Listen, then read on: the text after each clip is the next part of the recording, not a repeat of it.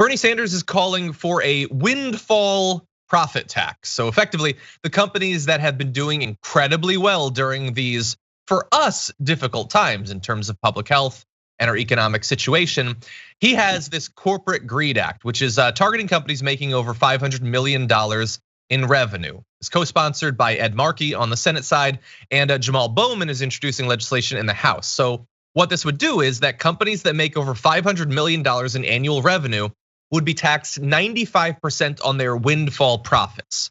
That would be calculated based on their average profit level in the 5 years leading up to the pandemic. So it understands that some of these companies were already profitable. It's not gonna tax them over and above what they were already doing.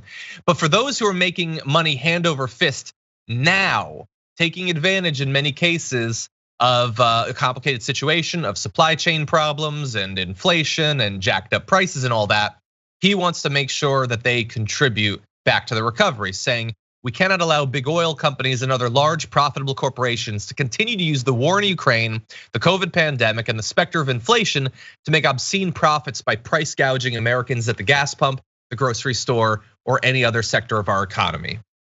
Now, Farron, we know the content of the US government, the Senate specifically, doesn't seem likely to pass necessarily, but you can always count on Bernie Sanders for something like this. Yeah, absolutely, and definitely you're going to get Manchin and Sinema on board with this. Yeah. They probably are mad they didn't sponsor it first.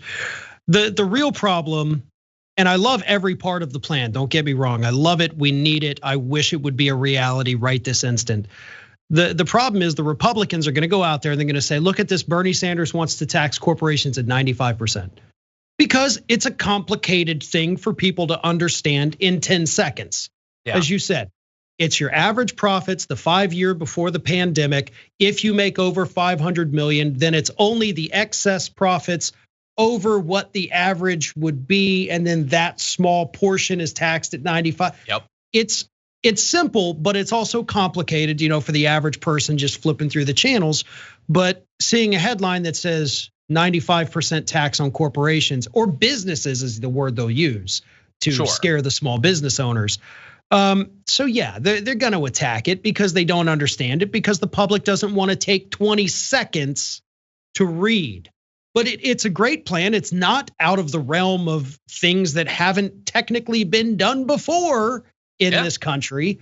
And that's what gets so frustrating about this, is that nobody understands history. Nobody understands tax history here in the United States. Nobody understands how it wasn't that long ago where we took on the corporate profiteers, when we had presidents that were not afraid to stand up to these people, to literally go to the factories and call these people out. Yeah. But today, nope, the corporations call the shots, and Bernie Sanders is just, almost the last of a dying breed, it feels like. And it's so disappointing that we only have that handful of people willing to take these risks and put forward legislation like this, like Bernie does. And, Markey, as you said. Yeah, Markey's been pretty good for a bit on a lot of stuff. He's not Bernie Sanders, but he's good. And I do disagree about the dying breed. I think that although they're not, they don't have seniority in the Senate or anything like that, there are people in the House that in theory over the next 10 years or so can be making runs for the Senate. Some of these, progressive lawmakers, I think, could continue in the tradition of a Bernie Sanders, at the very least, I hope. And as you point out, this is not new. There was a 95% tax rate enacted during World War II to combat profiteering off of war, which is not just like what's happening now. It's the same thing that's happening now. It's the exact same thing, except they're also profiteering off of other catastrophes. Is that better in some way? I don't think so. The Korean War had something similar. They had additional taxes on excess profits. You're totally right, by the way. It is a very nuanced, fair approach to doing this. It's only additional profits, not all their profits. They still get to be profitable, and it's only on particularly large corporations.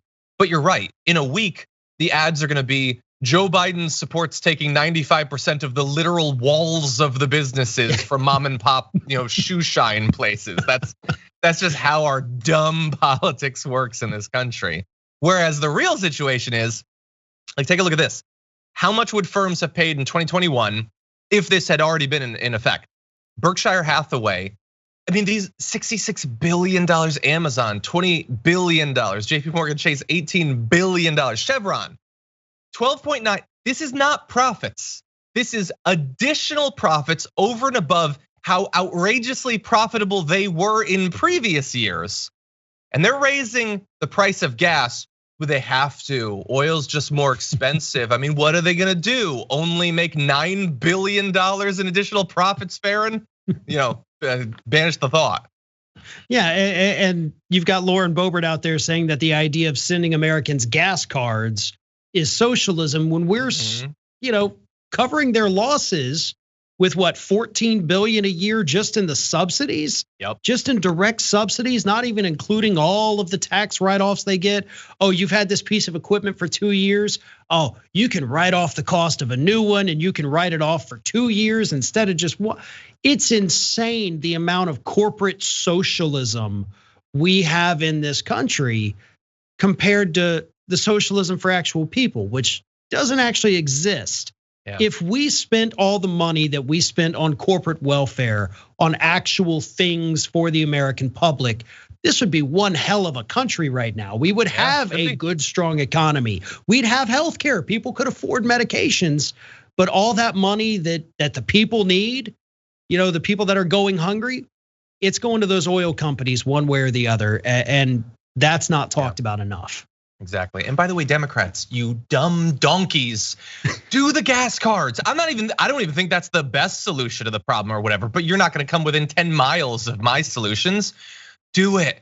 People are actually feeling, like, I don't know what gas is like where you're at, Farron, but it's damn near $6 at the regular place that I go to. People are actually feeling the pain. It is true, and the right wants to make a massive issue out of it. So send the cards, do something, just move. I want someone to go to DC and just poke the body of the Democratic Party. Are you alive? There's an election coming up. Gee, it's the right thing to do, and it's the pragmatic thing to do. I know. I mean, maybe 7 months before an election, putting money right in the pockets of the voters, maybe that's not a silly idea. Yeah. Especially after you already took money out of their pockets in January. You're about to take it out in May again with those student loan payments that you got to pay back. Maybe put something back in there because people, one, they desperately need it, but two, it's also good politics, and anybody who says otherwise doesn't belong in politics. Exactly, 100%. But for that reason alone, they're not doing it.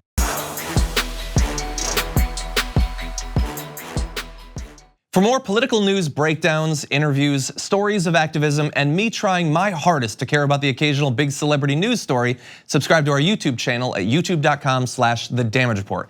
And you can ring the bell wherever it is so you don't miss anything.